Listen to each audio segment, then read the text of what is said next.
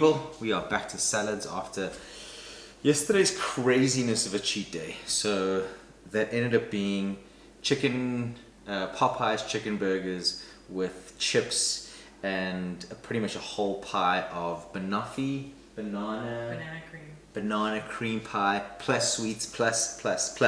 So the thing to do after that is to have a nice fresh salad. So we're back at the 100 days of salad and 10 days of salads from around the world. So today's salad is from Macedonia, which Marianne has been to and I have a friend from, and it is called a Shopska salad.